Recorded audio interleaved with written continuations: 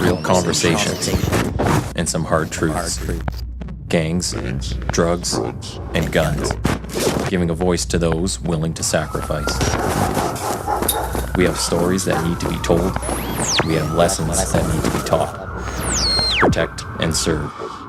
Welcome to The Quiet Professional. All right, welcome everyone. And Nathan Romas here with you again. And today we've got another friend from across the border to the south. We've got Bob Scales with us. Bob is a former King County Deputy Prosecutor and Special Assistant United States Attorney for the Western District of Washington. He worked for 14 years for the City of Seattle as a public safety policy advisor to 3 mayors. And Bob represented the Seattle Police Department during the 2011 Department of Justice pattern or practice investigation and served as a compliance coordinator under the Federal Consent Decree. He's currently the CEO of Police Strategies, LLC, a company that uses data science and technology to help police agencies implement effective policies, training programs, and accountability systems. So welcome, Bob. Thank you for having me. And one thing I wanted to mention before we kind of get into your background was I just want to say how I appreciate some of your work and some of the stuff I've been following and the articles you put out there is you do keep an eye on both sides of the border and you comment on some of the articles that come up a lot around statistics and stuff that is being used in current political narratives and policing narratives. So I appreciate the work on that. And the questions that you ask are a lot of the questions that the front line asks, but not necessarily the media or what's coming from management. So I just wanted to make sure you're aware of that. Well, thank you. Yeah, I just started sort of posting on LinkedIn last year, and I was more just sort of posting it to just express my thoughts and frustrations with a lot of the media articles about policing, and it really seemed to resonate, I think, on both sides of the border, and it sort of mushroomed, and now I feel the need to publish because a lot of people seem to appreciate what I'm saying, and I don't think a lot of people are actually looking critically at a lot of the narratives that are put out there about policing, and which really don't make any sense. And so when you sort of break it down and look at the actual data and what's actually happening, the narratives sort of fall apart. Yeah. So, well, we're going to get into all that. Lots of good stuff coming up. If we can kind of start at the beginning, and if you could run us through how you got into this world that you're in now, especially being in the Seattle area, which, as far as we see up here in Canada, is generally the hotbed for police news and all things happening with police down there. So, can you tell us a bit about growing up and how you got to where you are? Sure. So I started out as a deputy prosecutor in King County, Washington, which is where Seattle is, which is the largest county in Washington state. And I worked there for 6 years. And one of the things I've always been interested in is data. And so if ever I can find a way to incorporate data into my work, no matter what it is, then I'll do that. And we the city of Seattle got a grant in the 90s to focus on juvenile gun crime, and so I was I volunteered to sort of be the prosecutor that handled only juvenile gun cases, and as part of that project, I produced a detailed data report for the federal. There's a federal grant for the federal government, and they really liked that because we were really able to show. Not only what was happening in juvenile gun crime in Seattle and King County, but also that we developed a very effective prosecution program, a vertical prosecution program that really helped to hold juveniles accountable for bringing guns to school and for using firearms unlawfully. And of course, the crime sort of spiked in the mid 90s, but we did show some pretty significant benefits from having an intense focus on a particular type of crime that was causing a lot of problems. And then I moved to the city of Seattle and worked as a public safety policy advisor for several mayors. And basically the gamut from homelessness to drug crime, to gang crime, to violent firearm crime, and just basically jack of all trades for public safety.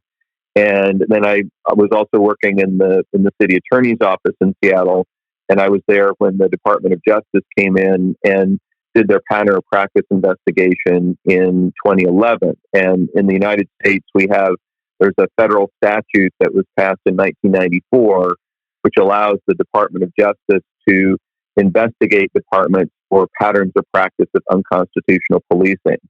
And there's no definition of what a pattern of practice is, and I have a lot of problems with the consent decree process. But the city ended up entering into a consent decree with the Department of Justice, and the mayor appointed me to be the compliance coordinator in the Seattle Police Department to oversee the reforms. And I left the city in 2014 and formed Police Strategies LLC with some former colleagues from Seattle PD. And for the last 8 years, we've been working with just over 100 law enforcement agencies in 8 states to help them collect, analyze, and report on their data, mostly use of force data. That's what we focused on. And essentially what I wanted to do was to take the lessons we learned from the consent decree. And the main lesson is that nobody knows anything about use of force because there is no data. Mm-hmm. And so by really helping departments do a deep dive into their use of force data, we're able to, or departments are able to really help, develop effective policies and training programs and identify both sort of exemplary behavior on use of force and high-risk behavior.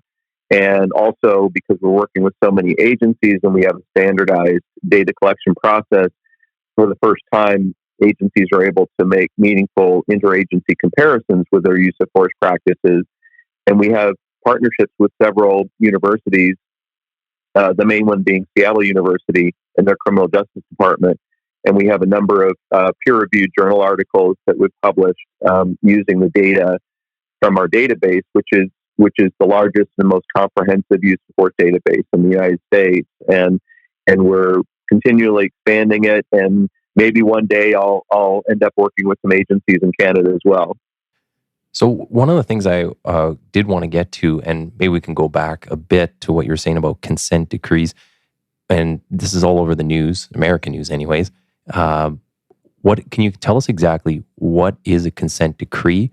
And maybe, are you aware of the current buyback, the gun buyback that our federal government is looking to do?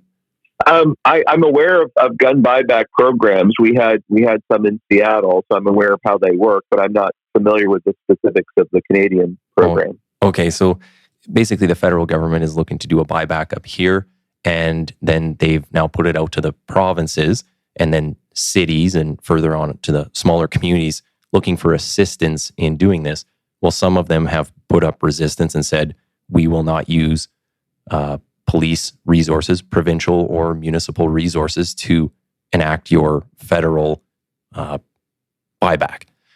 So I thought that was kind of interesting, and maybe this is what the consent decree kind of leads into, where there's that separation of powers and direction of resources when it comes to the federal level, and then for you it'd be the state level, maybe even down to the municipality. But is this kind of like the state giving up power to the feds and saying like, hey, you can tell us how to police? Yeah, absolutely. That's what it does. And it's not, I think it in many ways is unlawful and unconstitutional in the United States, the way the program is managed. And essentially what happens is that the Department of Justice, using secret criteria known only to them, will pick a police department to investigate. And there are 18,000 law enforcement agencies in the United States at the state and local level. And the Department of Justice has over the last 25 years or so, investigated about 100, 150 of those agencies and entered into, about 80 consent decrees. No one knows how they decide to pick an agency to investigate, and no one knows how they investigate and how they, what criteria they use. It's all secret. Really? And so what they did in Seattle, generally, there was a law review article from the University of Illinois that was published a few years ago, and they interviewed some officials anonymously from the Department of Justice, and basically they said this is all political, right? It's like it depends on which administration is in control of DOJ. It depends on the local politics, but it is a political process. Mm-hmm. There's nothing. It's not data driven. It's not. It's just pure political. And so in Seattle, what happened was that we had an officer-involved shooting of a Native American man, and he was killed. His name was John T. Williams, and this was, I think, back in 2010. And so the department had a firearms review board. So they immediately convened the firearms review board, and they found the shooting to be unjustified. And the officer immediately resigned. And then there was we have an inquest process in King County where the prosecutor will basically present the facts to a 6-person jury and ask them a series of questions. And during that inquest process, no officer has ever been charged as a result of the inquest process. And so similarly, they did an inquest, and even though the police department found the shooting to be unjustified, the prosecutor decided not to file any charges against the officer. And so then the police department referred the case to the Department of Justice, and they also refused to charge the officer. So the department took immediate action to hold the officer accountable, and the officer resigned, but neither the state or federal prosecutor would prosecute the officer. So what happened was that after this incident, there were some other high-profile, in the media, cell phone camera of different use of force incidents, and none of them involved any death or serious bodily injury, but they all looked bad, right, on camera. And so what happened was that the U.S. attorney at the time, Jenny Durkin, she announced that she was going to launch a pattern of practice investigation of the Seattle Police Department. And so I was in the city attorney's office at that time, and so I was essentially responsible for representing the department and representing the city in this investigation. So what DOJ does is they say, they will come in and they will say, give us every record you have on use of force and allow us to interview anyone we want to in the police department. And then they do essentially a secretive investigation, right? It's all closed door. We don't get any feedback. We don't know what they're doing.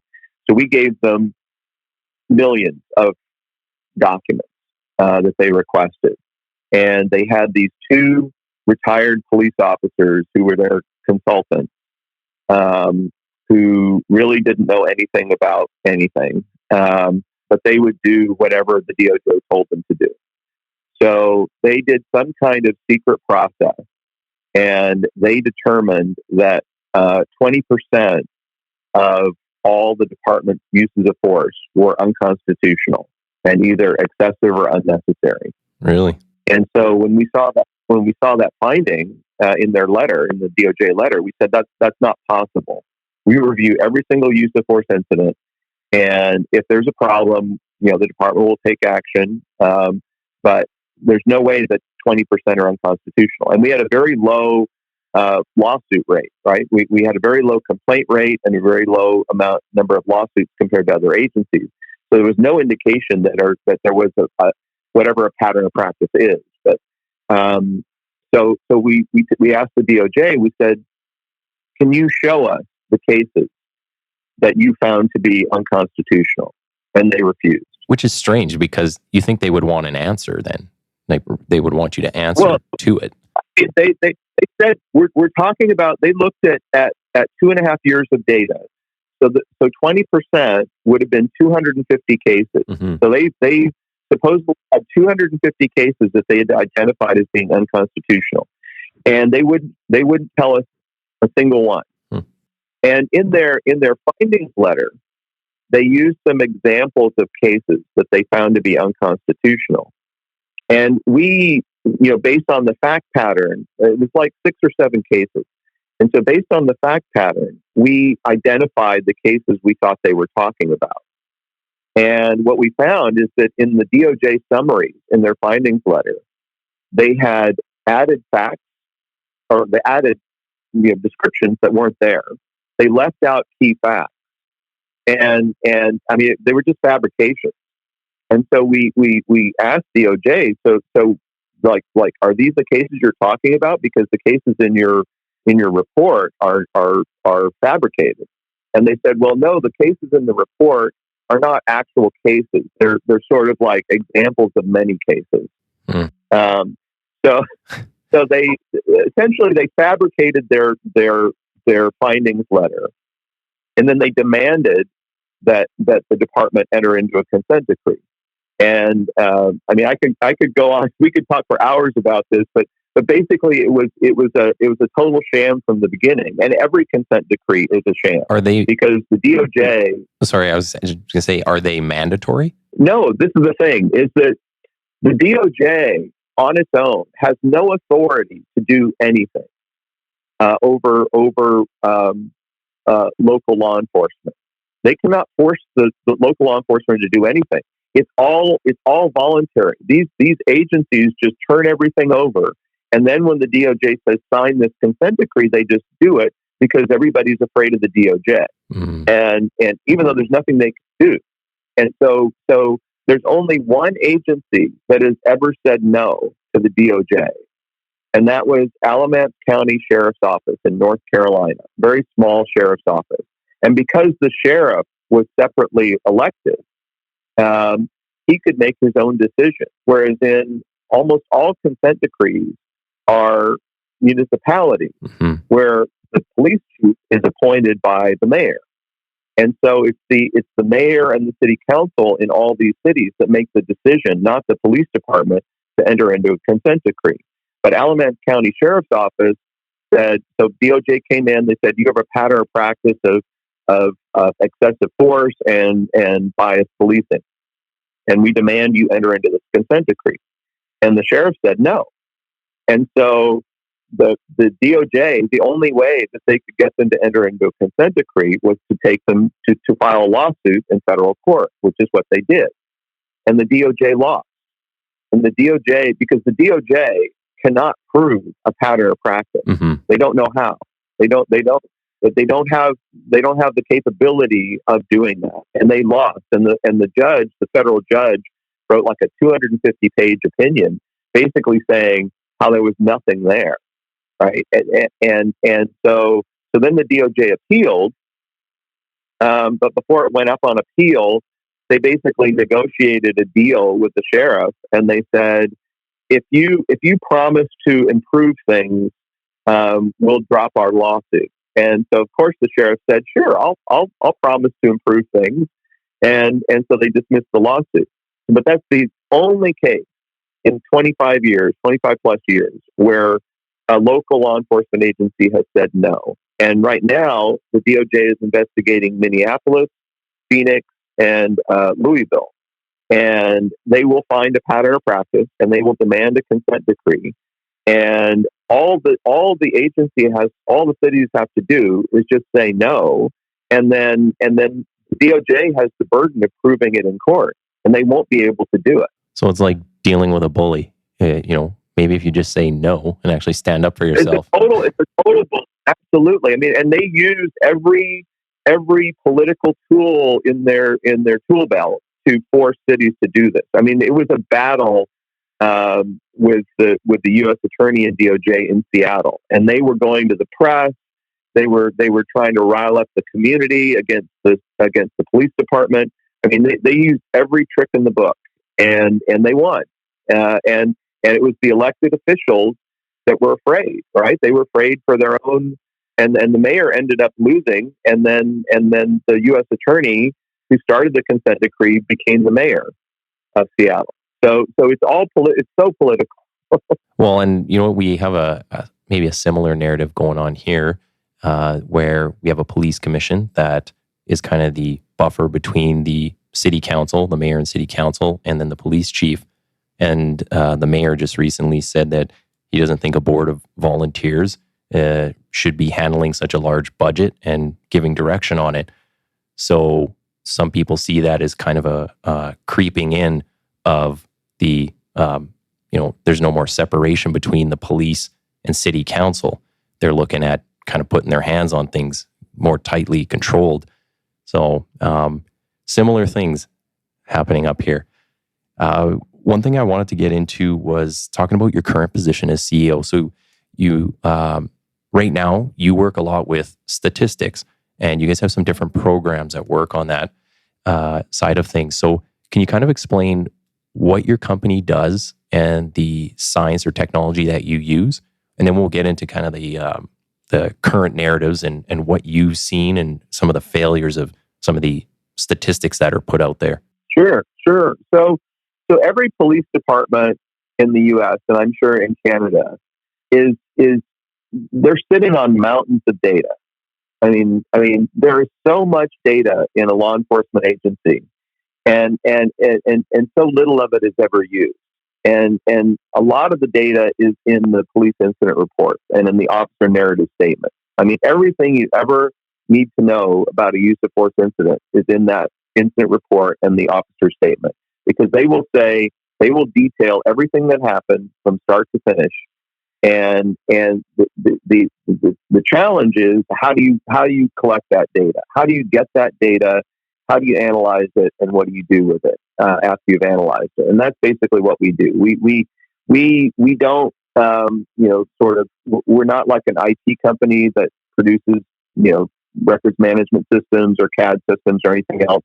Basically, what we do is we extract the data from those systems and from the police incident reports, and then we have a methodology for coding and extracting the data that standardizes the data collection process. And then we have different analytical tools that we use to analyze the data.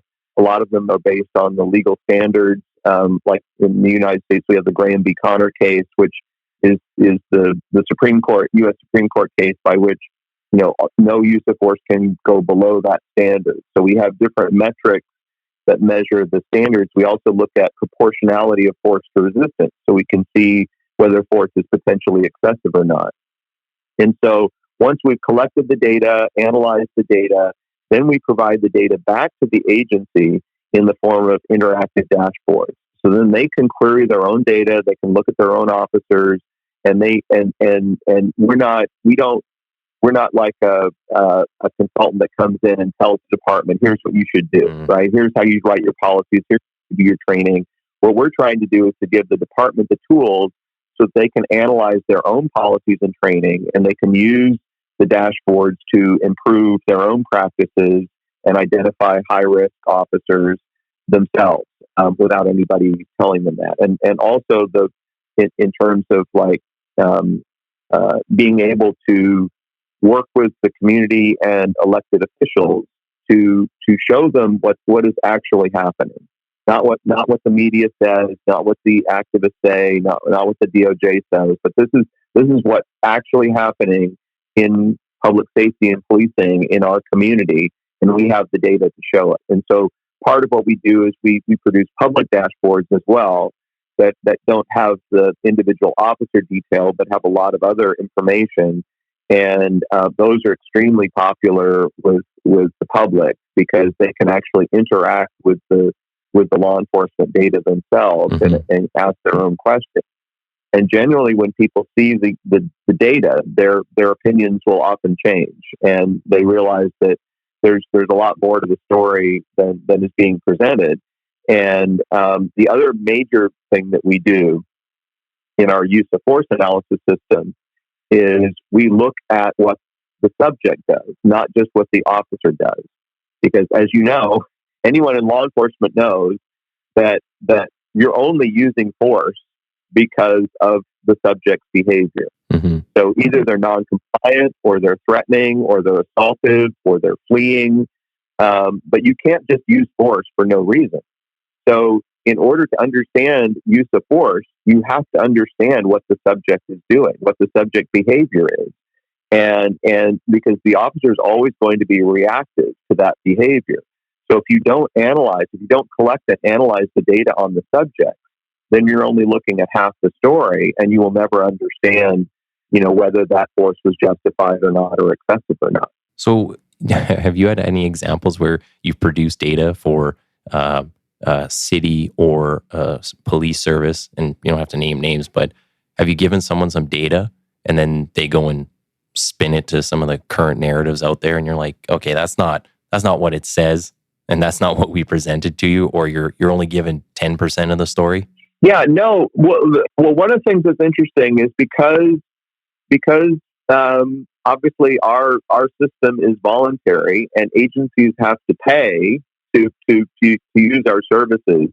We tend to get the most progressive chiefs of police that and sheriffs that want this data, and they want to understand the data themselves, and they want to present the data to the public, and so they tend to be the better agencies, right? They tend to be the agencies that don't have big problems because they're not afraid of the data. They're not trying to hide anything, and so we've never encountered a situation where we think a department is misusing the data or misinterpreting the data. And also, when you have a full comprehensive data set, it's pretty hard to do that. It's pretty hard to take a data and spin it in another way when it's a very comprehensive system. And so it tends to be the opposite. It tends to be agencies presenting the data to the public, and then the public like, wow, this is not what we expected to see. Mm-hmm. And sort of especially when it comes to issues of racial disparities in policing, because once you see that, okay, why are police using force? Is it just because they're randomly targeting people of color who are involved in minor offenses and using force against them because they're biased, or is it because all the individuals that have force used against them are doing something? They're fleeing, they're resisting, they're assaulting, they're threatening, and that's why the officer uses force. And that's what the data shows. Because if the officer has no reason for using force, then that force is going to be unjustified, and the officer is likely to be disciplined. So there's always going to be a reason if the force is justified. And so and what we found is that usually less than 2% of uses of force are found by an agency to be out of policy, and most of those violations are relatively minor. And so we don't see in the data this massive problem with police uses of force. And so what happens in the media is obviously they will take a high-profile incident like George Floyd, and they will blow that up and say, this is what all officers do all over the country all the time. Mm-hmm. When that obviously was a bad incident and the officer was convicted of homicide, but that's extremely rare. And if you have a country with 800,000 or 900,000 police officers amongst 18,000 police departments, you will have bad incidents, and you will have bad officers, and there will be mistakes made. And the question is not, is everybody perfect? The question is, well, what do agencies do when their officers screw up? And if an agency is holding their officers accountable, and they're dismissing officers that shouldn't be police officers, then that's really the best you can hope for, because you'll never get a situation where you'll have a department where no force is ever used. Yeah. Because you cannot be a police officer and not use force, because you have to be able to arrest people and not just let them run away or beat you up. And so use of force is an essential part of policing, and people think that, oh, we don't need, officers should never use force, and that's what we're getting into the debate about the officer involved shootings. Officer involved shootings and deaths in the United States have been pretty flat for the last 12 or so years that they've been collecting data at about between 11 and 1,200 deaths a year. And regardless of how much training, how much de-escalation training, how many new policies, how many consent decrees, it's flat. And that's because it's all based on the subject behavior. And none of those policies or training or de-escalation or anything affect subject behavior. And as long as you have subjects that are threatening officers or others with deadly force, they will have deadly force used against them. And so you have to look at both sides of the equation. Yeah, and you know what? And this kind of reminds me of some of the training we've done here. I know other people have done in several other services across Canada, and I imagine the US has the same thing. But you have bias awareness training and all these different programs. I talked with somebody else on this podcast about the mental health training that they give to us. And there's no measure. So after you do the training, there's no measure of, did that work? How did it work? Did it improve anything? They just kind of throw some slides at you and say, okay, we did our part. We gave our officers something. Hopefully this is better now. I just find that's kind of a throwaway, and they're spending a lot of money on some of these programs. So is that really worth it? And are we really doing anybody any favors? The other thing it sometimes can do, depending on the training, is you keep bashing a certain narrative into people's heads. Well, now you get things like depolicing, or you get police that won't go into certain communities because they're scared to interact with that group, because they're scared of a complaint or a confrontation. So you're actually doing a disservice to those communities, especially the underserved communities. Yeah, no, absolutely. I mean, you raised several points there, and starting with the de-escalation training. I mean, I've been through we have a 40-hour crisis intervention training, that was done in Seattle and Washington State. I've been through that. I've been through different other de-escalation training classes. I think they're fantastic. I think they're fantastic. They teach you really valuable skills. They provide really valuable information, and I think every officer should go through it.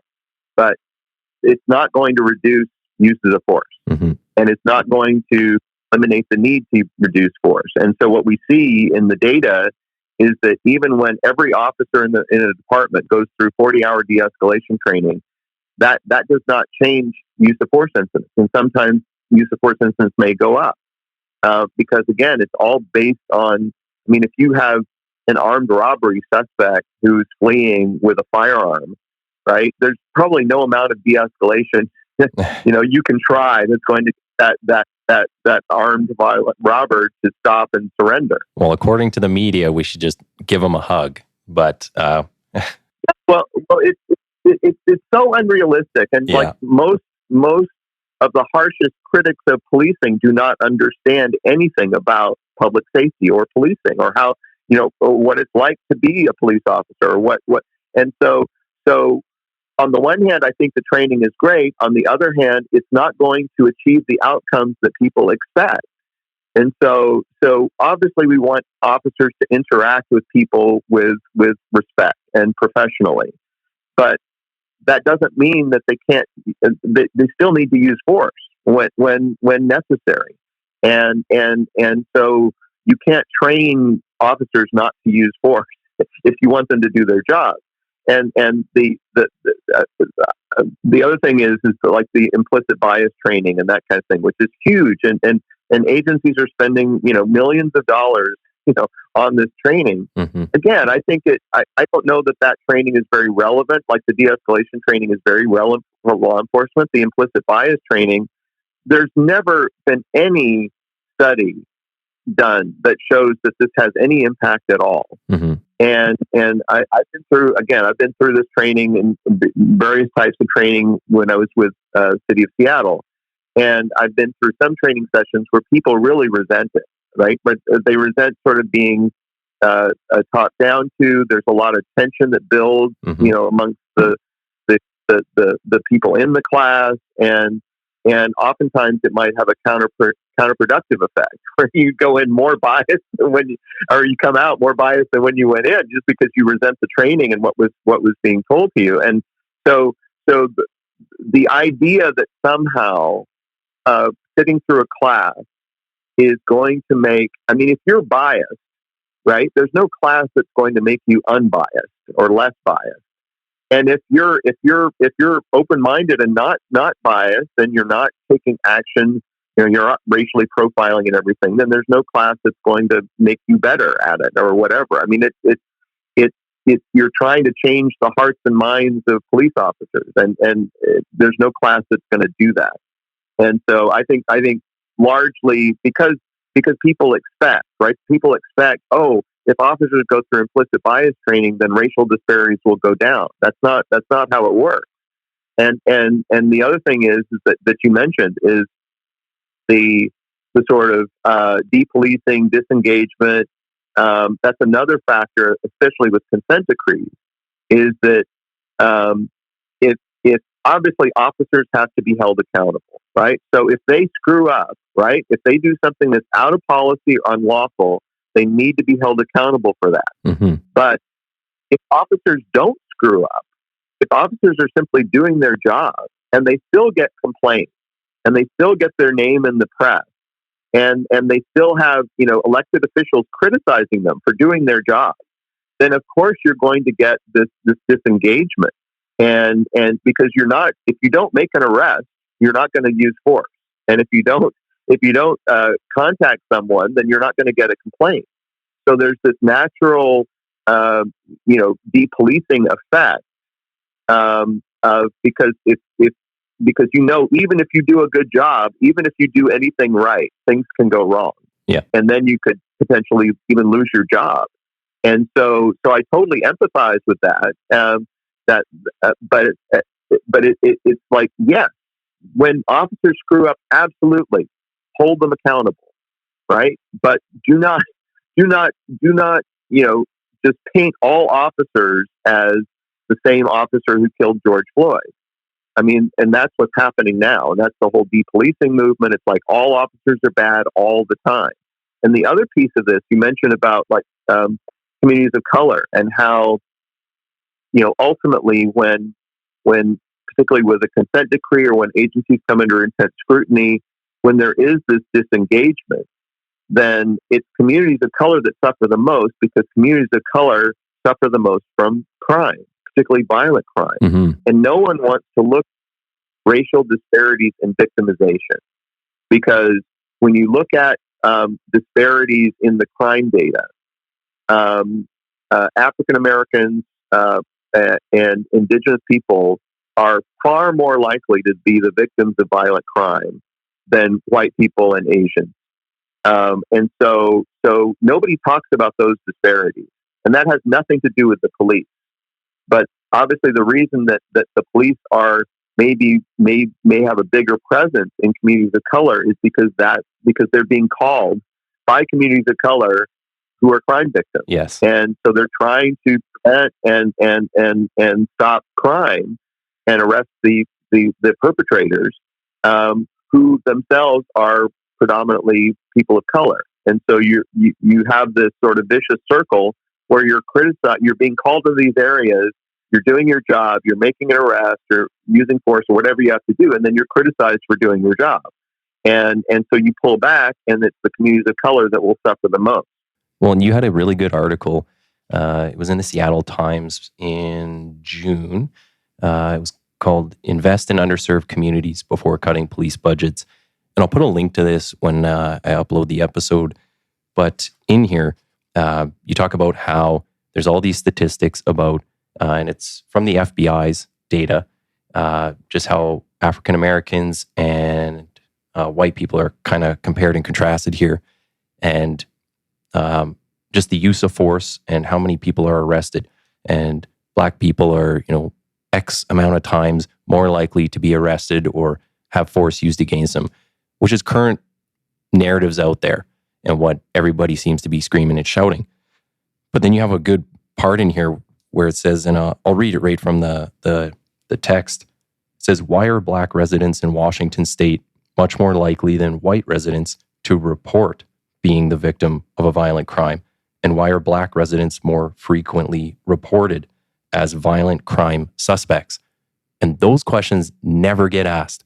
When I read this, and you go in more into the stats on both sides of things, it's and it even leads into like bail reform and parole and how people are let out simply because they're of a certain ethnic group and they don't want to have the stats in our remand centers or in our jails jacked up for one specific group. But you're sending these people back into their community because they're going to go home. They're going to go back to mom or whoever's going to take care of them. And generally that's back into the same community and they re-victimize people. But the other part of that is we keep losing sight of who the true victim of the crime was. And we're kind of in this world where the accused or the suspect is being viewed as the only victim. The person that they victimized is kind of left in the dust. And then the police are just the bad guys who keep the criminal down, I guess. Yeah, no, that's exactly right. And that's one of my biggest frustrations is that everyone wants to talk about racial disparities in policing, right? That's the hot topic. Mm-hmm. But nobody wants to talk about racial disparities in education, racial disparities in housing, racial disparities in healthcare, racial disparities in unemployment, in poverty. I mean, it goes on and on and on. And I in that op-ed, I included a lot of statistics about racial disparities in King County, Washington, in all these other areas.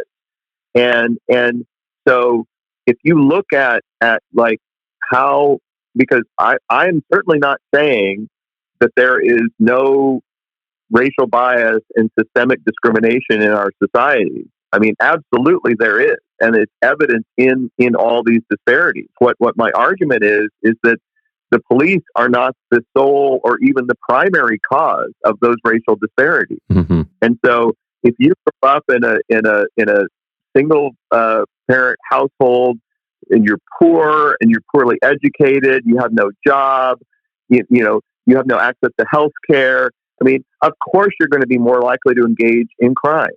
And and of course, you're more likely to come into contact with the police and be arrested and maybe have some bad interaction with the police. And so if we want to reduce racial disparities in policing, we have to reduce racial disparities in criminal behavior. Look at the root cause of is to provide resources for people who are committing crimes and families that have family members that are committing crimes so that they don't commit crimes. And then the police will leave them alone, mm-hmm. right? And then you'll reduce those racial disparities. And so if you focus on, but that is so much harder, right, for elected officials to deal with, right? I'm not going to deal with poverty in my city. I'm going to blame all the problems on the police. Mm-hmm. I'm not going to take care of the mentally ill because that's too expensive. I'm going to blame the police for using force against mentally ill people who are on the street. And so the police are really the scapegoat for systemic racism in society as a whole. And that's what I find very, very frustrating because it and again, it doesn't mean that the police are perfect and there aren't officers that are, should be, disciplined or dismissed, but they're not the policing as a whole is not generating the racial disparities that we see in the criminal justice system.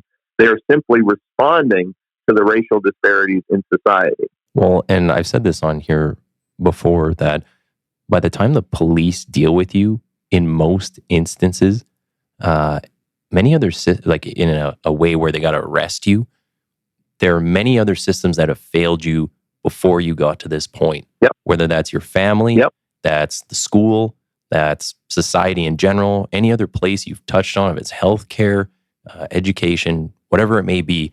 But many other places come across you, systems, institutions, before you ever really deal with the police.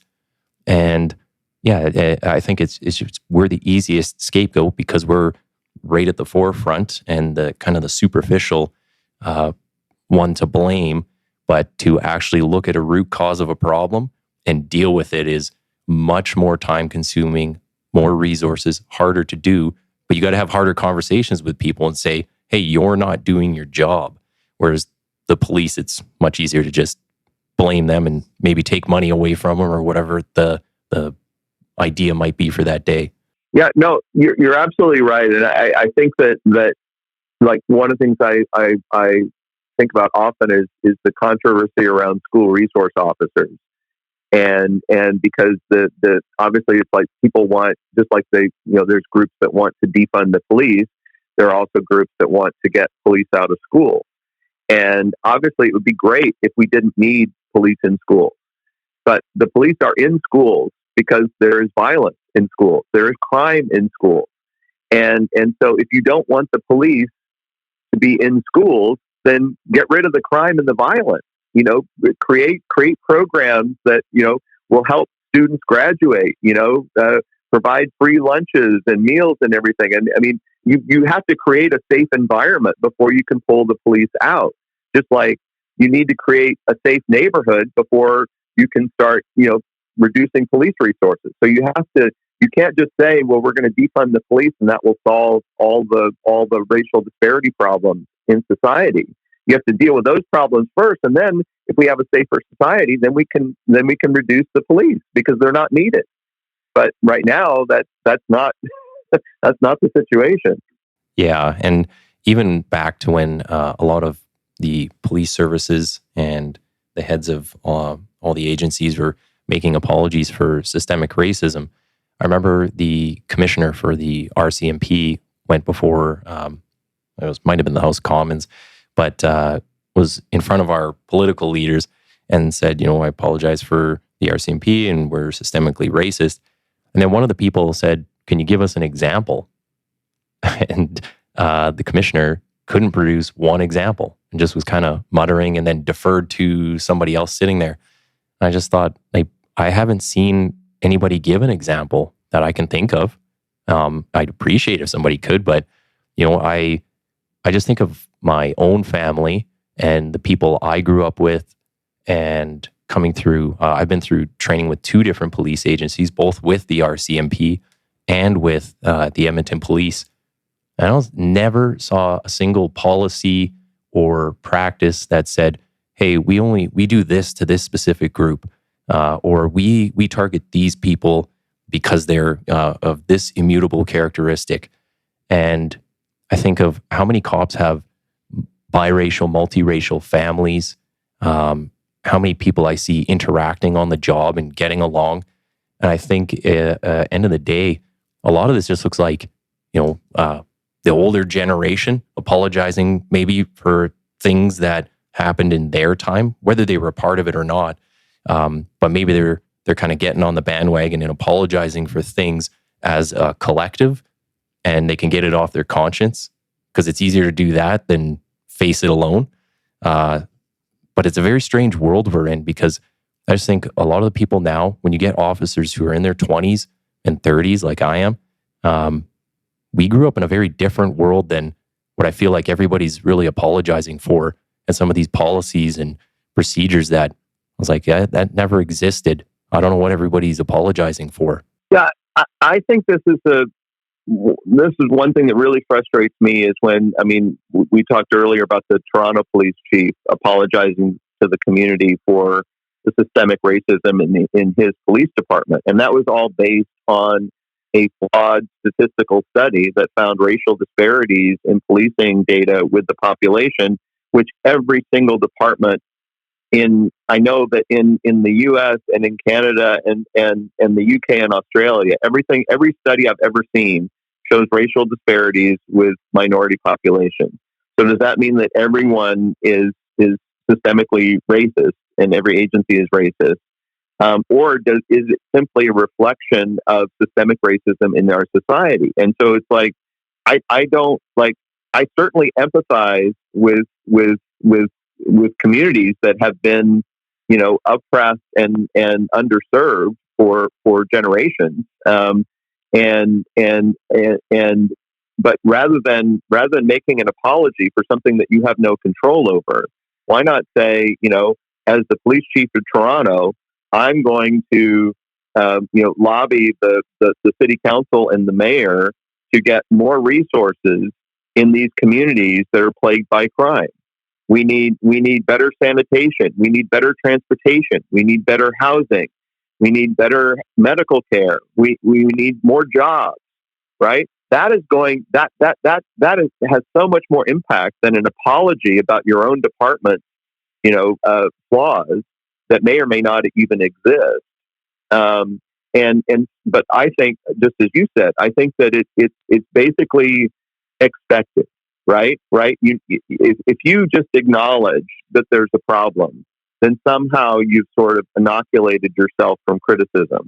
Well, I've said we're bad, so you can't, criticize me because I've already admitted it. Mm-hmm. Instead of actually doing something about it, right? I mean, racial disparities exist. Yes. What are the reasons? Here are all the reasons. What are we going to do about it? And everybody again just sort of, oh, it's just the police. Police are the problem. If we didn't have police, we wouldn't have racial disparities. Well, that's not how it works. Yeah, and you'd have a lot less safety, and then you'd see some real disparities more than just based on race. It'd be based on gender. It'd be based on a whole lot of other things. So people don't realize just how dangerous of a world it is. Yeah, I mean, I don't know what it's like in Canada, the data, but in the U.S., if you're a young black male, you're about 20 times more likely to be killed than a young white male. And so not by the police, just killed in general. Mm-hmm. And so yes, if you took away law enforcement, those racial disparities and victimization are just going to get more extreme. There's no way that it's going to somehow vanish without the police.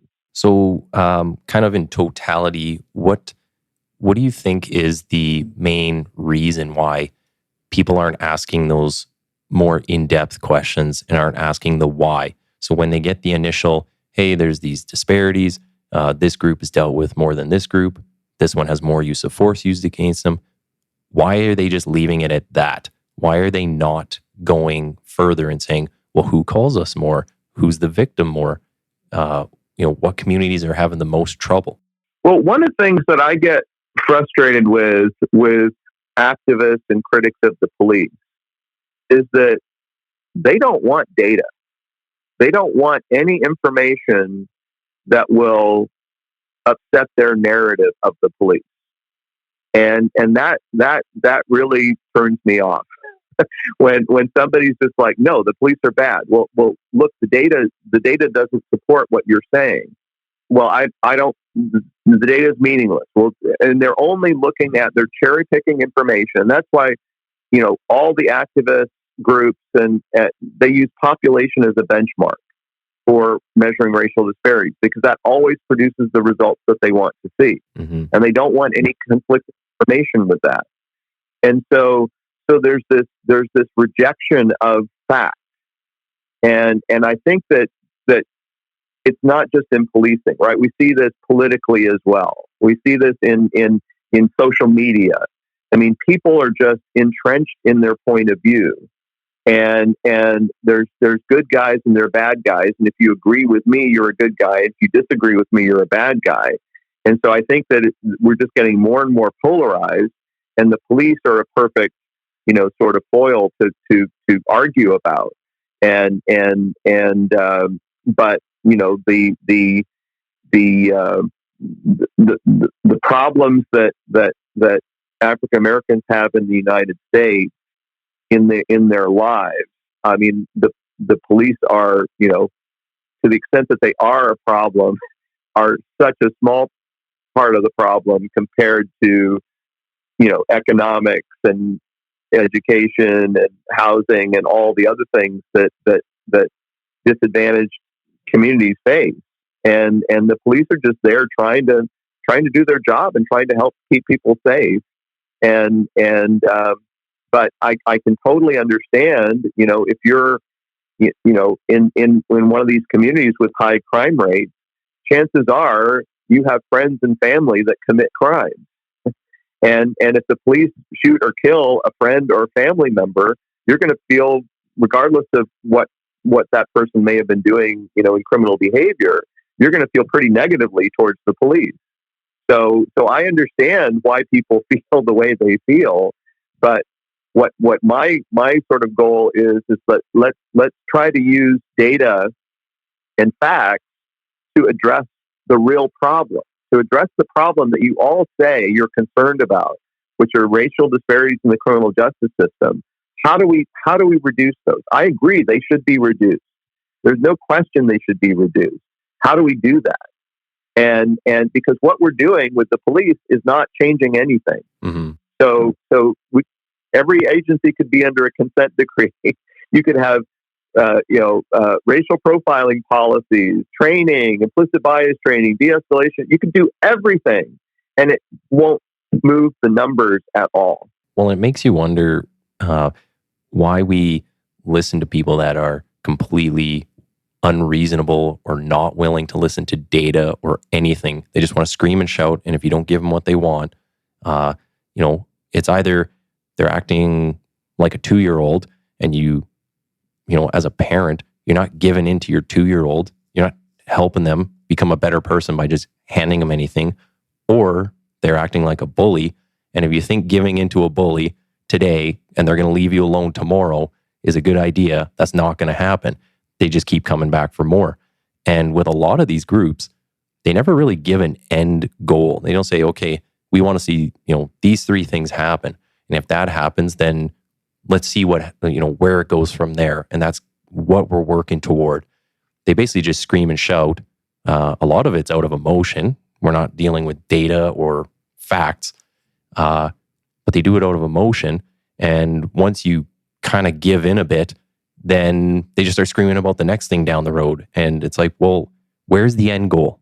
We can't just be in this never-ending vortex of, working with people who don't want to work with us. Yeah, I mean, I think there's so much, I think, sort of pent-up frustration in general in society about so many different things, and especially politically. And the police are really, an easy target and a quick fix, right? If we could just fix the police department, that would solve most or all of our problems. And that seems to sort of what happened about like the George Floyd protest is, yes, you had a very bad incident. You had an officer who committed a crime and someone died. Absolutely. Hold him accountable, put him on trial. If he's convicted, put him in jail. Absolutely.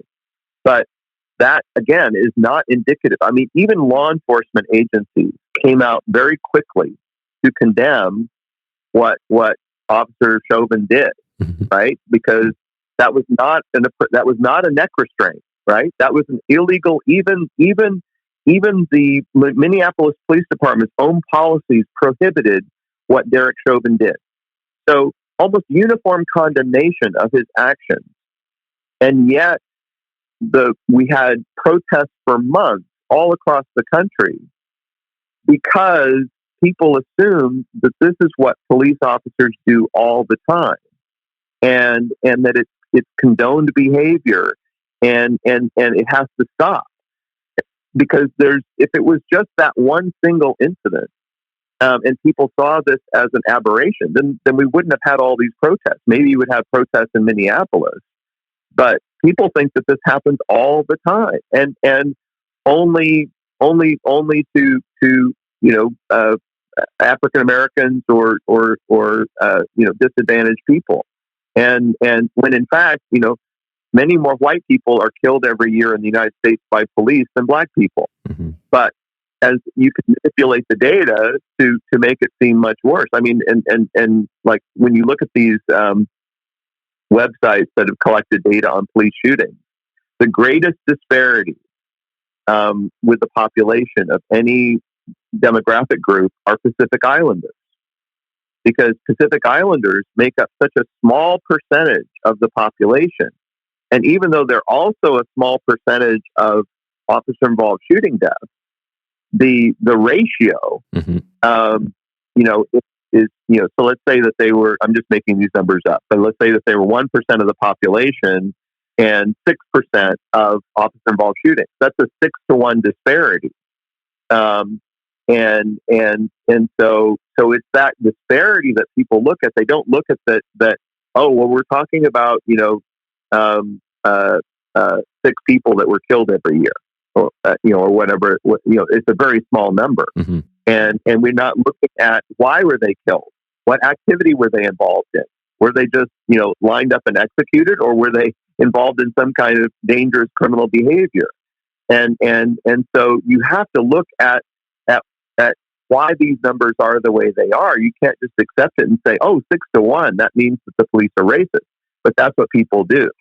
Yeah, well, I think it'd be nice if people didn't just react, but that's kind of the way people have been geared nowadays. And unfortunately, even in death, a lot of people's deaths have been, I'll say, politicized.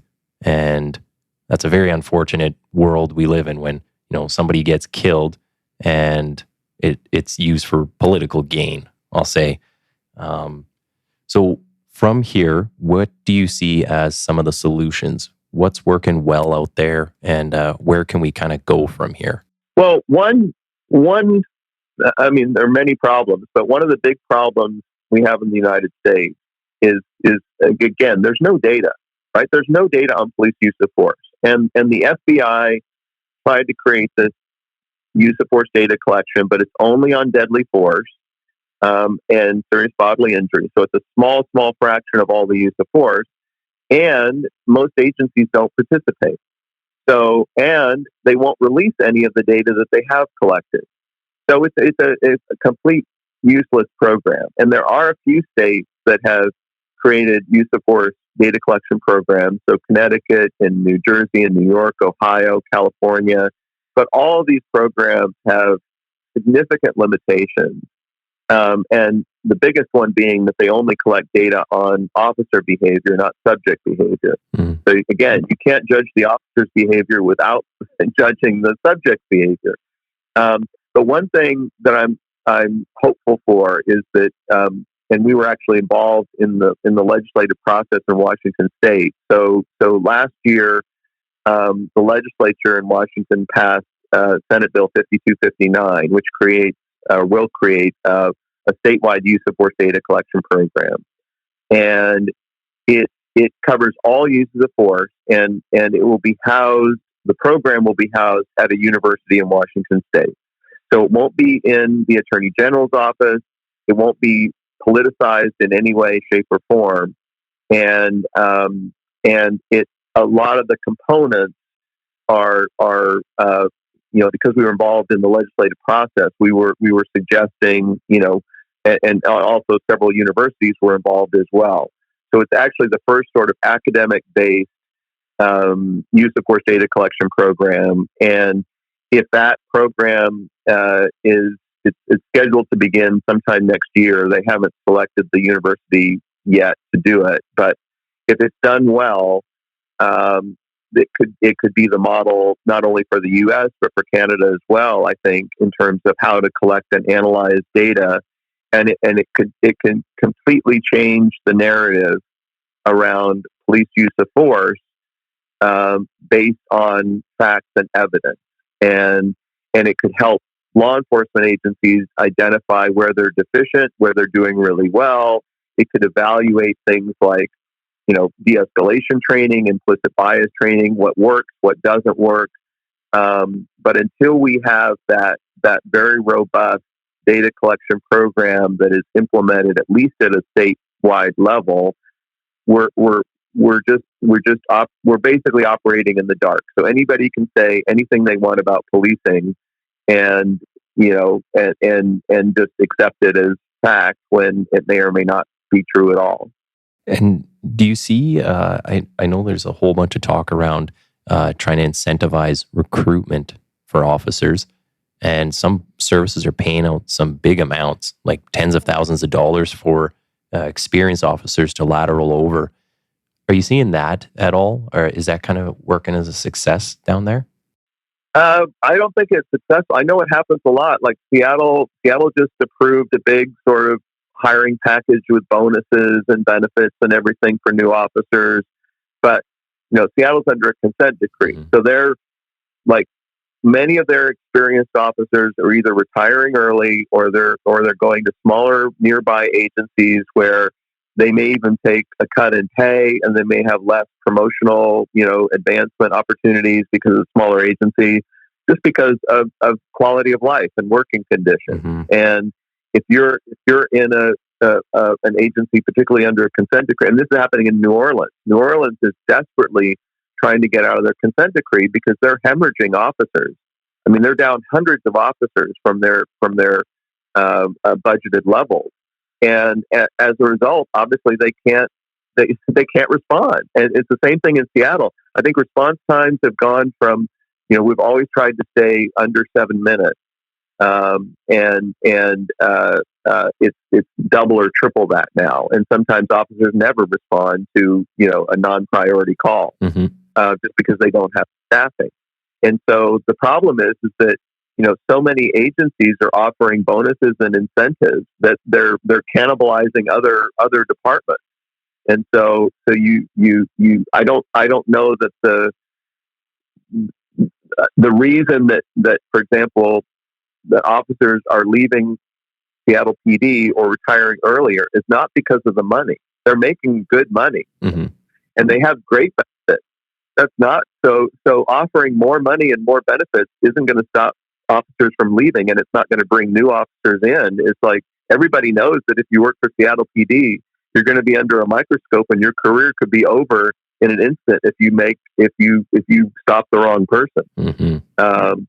And so I think that what agencies and cities should be focusing on is the working conditions for officers, and how do we provide support for our officers so that they get the training they need, and they know that if they do everything right, that both the elected officials and management will support them, and they don't have to worry about being unfairly accused or targeted but that's not. I don't think officers, clearly they don't feel that they're supported, so they're leaving.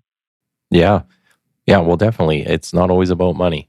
And sometimes, for whatever reason, the upper echelons don't get that. But I wanted to make sure we give you a chance here to kind of plug whatever way people can follow you or read your work. Because I know you do some articles, but you post a lot on social media. So where should people follow you or see what you're writing about?